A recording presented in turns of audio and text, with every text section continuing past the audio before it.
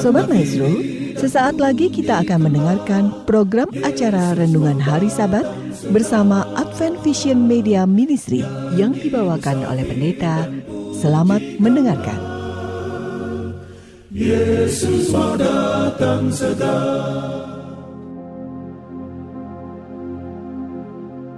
Selamat pagi, selamat sahabat, saudara yang dikasihi oleh Tuhan. Damai sejahtera Tuhan kiranya menjadi bahagian kita sekalian. Dengan ucapan syukur, mari saudaraku sekalian kita akan bersama-sama pada pagi hari ini bersama saya Pendeta Cucu Elia untuk membaca, mendengarkan dan merenungkan sabda Tuhan. Yang pada pagi ini saya beri judul Ibadah yang Sejati. Dan sebelumnya mari kita akan awali dengan doa. Bapa yang bertahta dalam kerajaan sorga, kami mengucap syukur untuk berkat Tuhan. Kami mengucap syukur untuk penyertaan Tuhan dan perlindungan Tuhan yang menjadi bahagian kami sepanjang malam dan juga pada pagi ini ketika kami akan mendengarkan firman-Mu. Biarlah hati kami boleh menerimanya dan Roh Kudus menuntun sehingga kami boleh memahami akan pengajaran Tuhan. Dan Tuhanlah kami sebagaimana kami ada. Berkatilah kami. Di dalam nama Yesus Kristus kami berdoa. Amin. Saudara yang dikasihi oleh Tuhan, pada sepanjang pekan ini kita mendapatkan berita-berita yang hangat terkait dengan adanya keputusan yang sudah dibuat oleh Pengadilan Tinggi Negeri di Jakarta sehubungan dengan vonis yang dijatuhkan kepada saudara Ferdy Sambo dan kawan-kawan yang telah melakukan sebuah kejahatan berencana menurut apa yang dikatakan oleh Pengadilan Negeri Jakarta. Dan rupanya yang terjadi dan nampaknya sedang ditunggu-tunggu oleh masyarakat Indonesia. Vonis yang dijatuhkan adalah hukuman mati untuk saudara Sambo. Dan saudaraku sekalian, ketika putusan hakim memutuskan hukuman mati kepada seseorang dan kemudian seseorang itu dalam arti ini adalah Ferdy Sambo diberikan kesempatan untuk memilih menerima atau melakukan usaha hukum yang lain. Mungkin itu bisa berarti ada banding atau kasasi atau juga PK atau peninjauan kembali. Dan saudaraku sekalian, ada usaha untuk melepaskan diri dari hukuman. Dan boleh jadi kita mendengar ada kitab undang-undang yang baru, KUHP yang baru yang akan disahkan, rupanya masih 3 tahun yang akan datang. Sehingga kalaupun itu yang ditunggu karena bisa memungkinkan lepas dari hukuman mati, maka harus menunggu 3 tahun itu tidaklah mungkin. Karena kesempatan yang akan memungkinkan menunggu sampai pada vonis ini atau eksekusi hanya 1 tahun saja.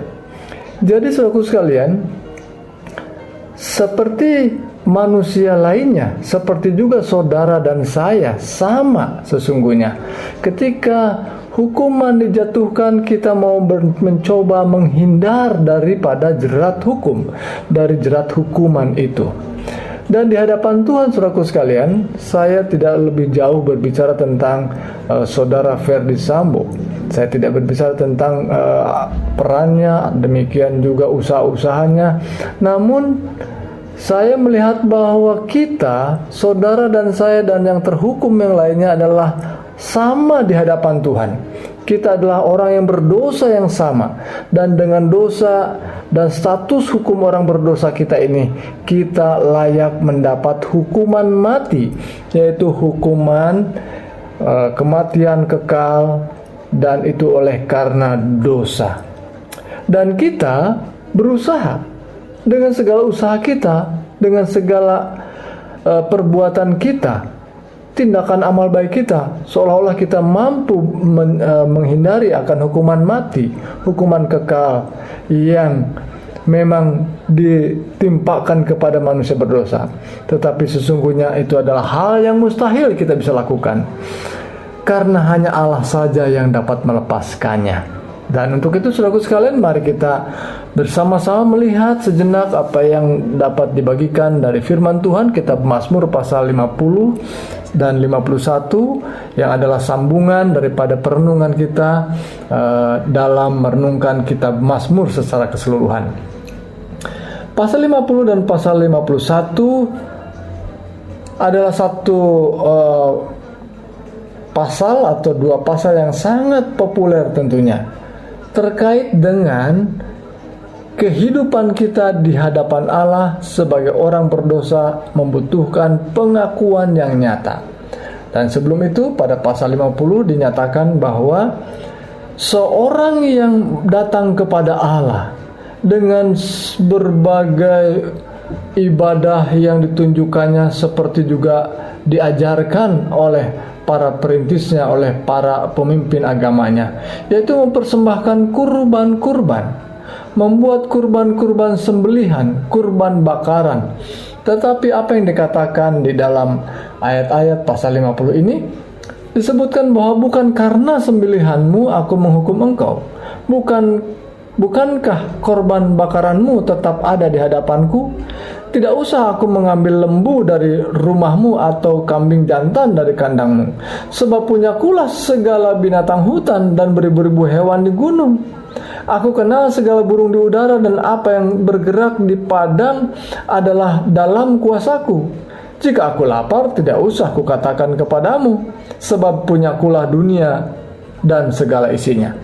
Jadi saudaraku sekalian, beberapa ayat yang baru saja kita dengarkan menunjukkan bahwa Allah tidak membutuhkan kurban-kurban itu, seolah-olah Allah itu lapar oleh dan membutuhkan daging sembelihan sebagai kurban dari kita.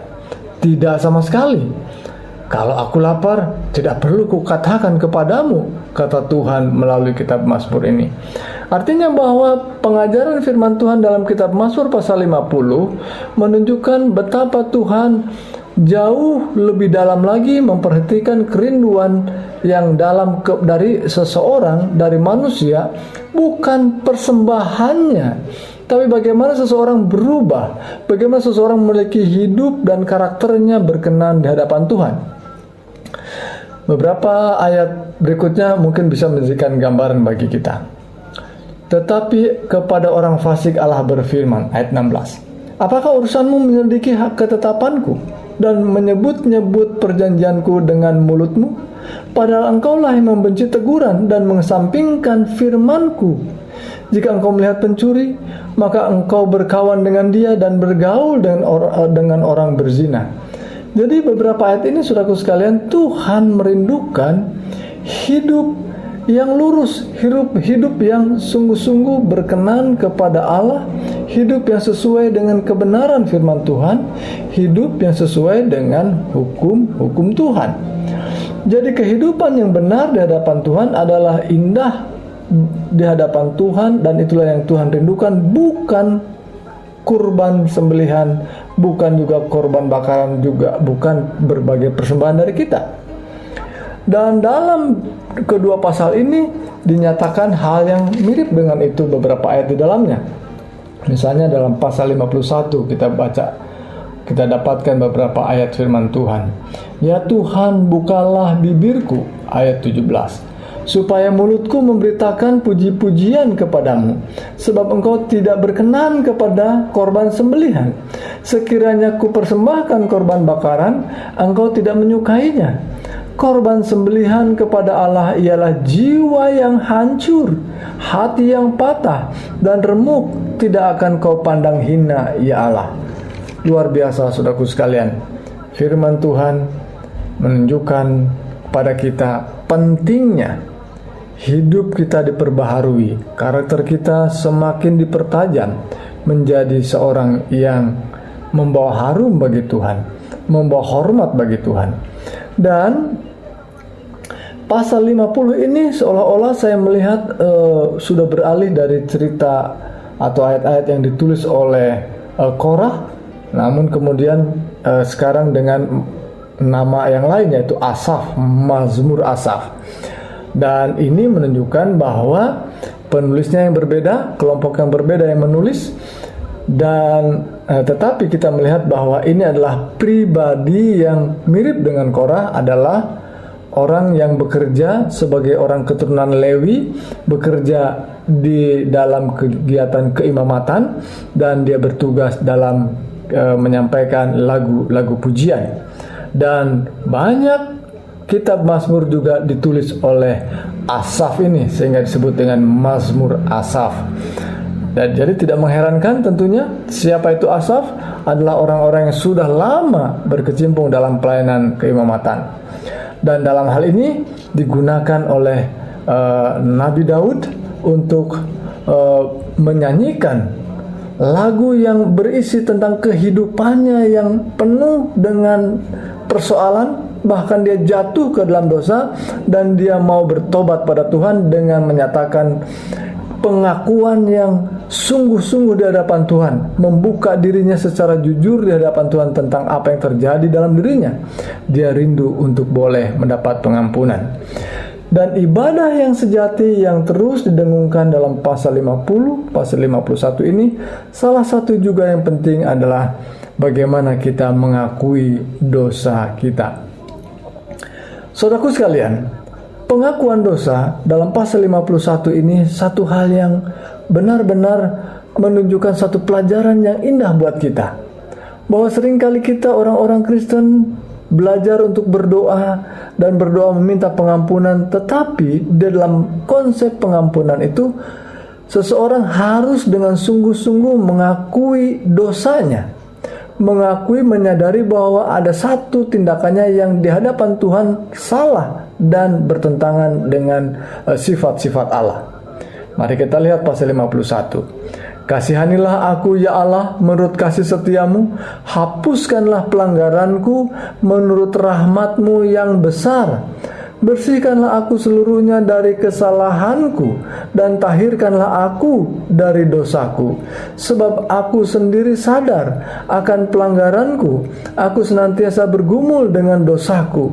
Terhadap engkau sajalah aku telah berdosa dan melakukan apa yang kau anggap jahat, supaya ternyata engkau adil dalam putusanmu, bersih dalam penghukumanmu. Sesungguhnya dalam kesalahanlah aku diperanakan, dalam dosa aku dikandung ibuku. Sesungguhnya engkau berkenan akan kebenaran dalam batin, dan dengan diam-diam engkau memberitahukan hikmat kepadaku. Saudaraku sekalian, lebih jauh dan lebih dalam lagi pengakuannya, bukan saja sebagai orang yang melakukan dosa, tapi juga dia menyatakan diri sebagai seorang yang statusnya berdosa. Artinya saudaraku sekalian, ketika ayat 7 mengatakan bahwa di dalam kandungan ibuku aku dalam dosa, menunjukkan bahwa kita adalah keturunan orang berdosa. Artinya kita berdosa bukan saja karena kita melakukan dosa, tapi karena kita adalah manusia yang dilahirkan dalam dosa. Sehingga saudaraku sekalian, banyak peristiwa yang terjadi dalam hidup kita ini seolah-olah orang berdosa tidak akan mengalami kematian. Semuanya akan mengalami kematian karena kita adalah status manusia berdosa. Selanjutnya saudaraku sekalian, dalam pengakuan ini juga ada permintaan, permohonan yang sungguh-sungguh. Ayat 9, bersihkanlah aku dari dosaku dengan hisop, maka aku menjadi tahir. Basuhlah aku, maka aku menjadi lebih putih dari salju. Satu permohonan yang menunjukkan bahwa dosa kita tidak pernah dapat dihapus oleh segala kebajikan dan perbuatan amal baik kita. Permohonan pengampunan dosa ini menunjukkan bahwa yang bisa mengampuni dan membersihkan dosa dari hidup kita adalah Tuhan sendiri. Itu sebabnya saudaraku sekalian, persembahan-persembahan yang diberikan, korban-korban sembelihan yang disajikan diberikan melalui upacara-upacara yang memang diperintahkan oleh Tuhan, bukan karena kita punya sesuatu yang dapat dipersembahkan sehingga kita beroleh pengampunan, bukan, tetapi menunjukkan pada suatu iman yang pasti bahwa kita akan beroleh pengampunan oleh karena ada seseorang yang akan menggantikan hukuman dosa kita. Itulah yang dilambangkan dengan kurban-kurban itu. Jadi saudaraku sekalian, ayat-ayat ini tersirat pengajaran yang lebih dalam, bukan sekedar pengakuan dalam mulut, bukan sekedar Tuhan mengatakan tidak butuh persembahan kurban, tetapi mau lebih dalam dan lebih jauh lagi, bahwa ada kurban yang sesungguhnya, dan itulah Yesus Kristus. Dialah Yesus Kristus Tuhan kita. Dialah Allah yang dalam firman Allah yang menjelma menjadi manusia itu, dan kemudian menyerahkan hidupnya dalam kematian Yesus di kayu salib.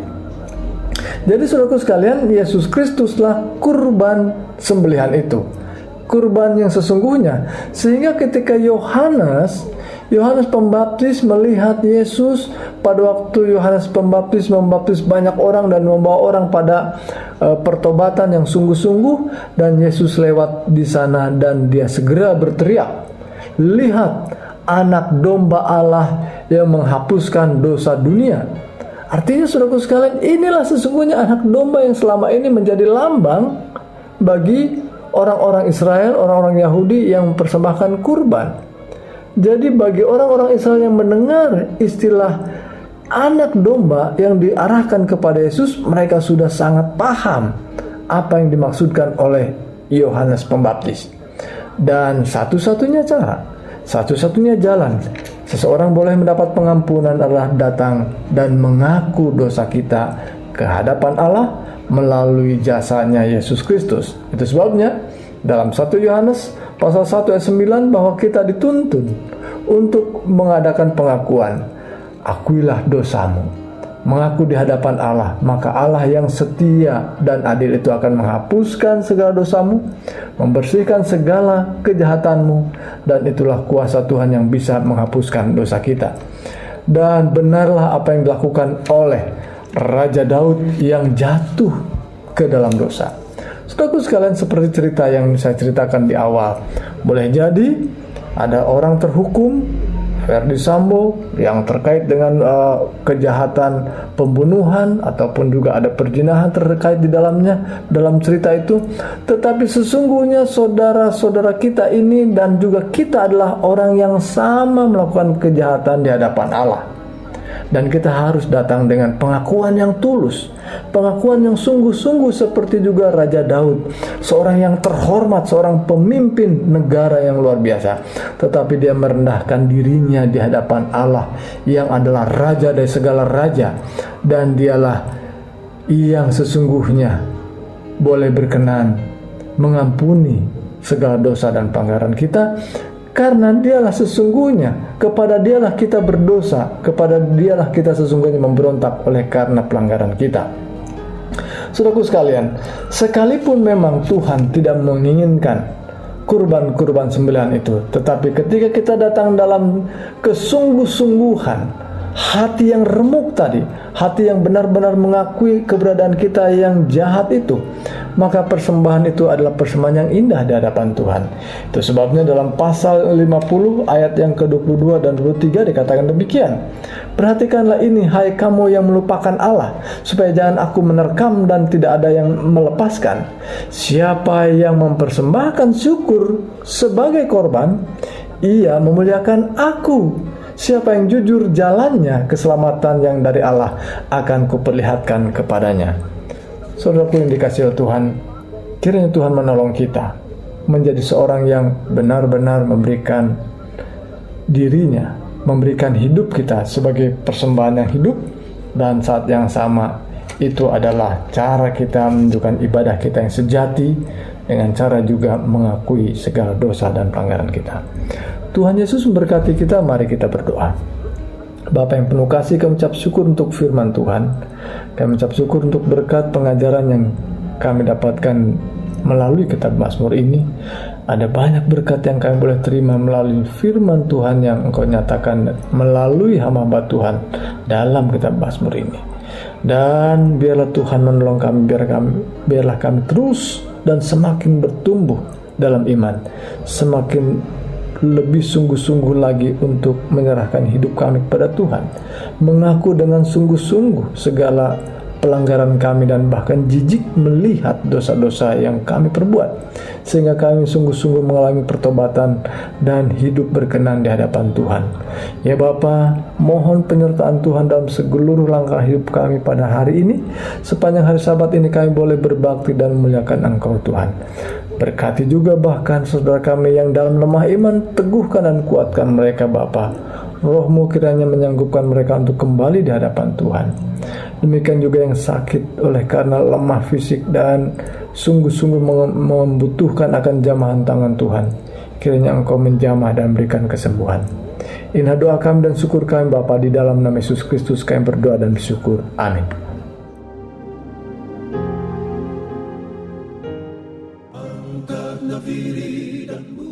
Sobat Maestro, Anda telah mendengarkan program acara Renungan Hari Sabat bersama Advent Vision Media Ministry. Untuk tanggapan pendengar, hubungi 087 888 777 689. Terima kasih atas kebersamaan Anda. Tuhan memberkati.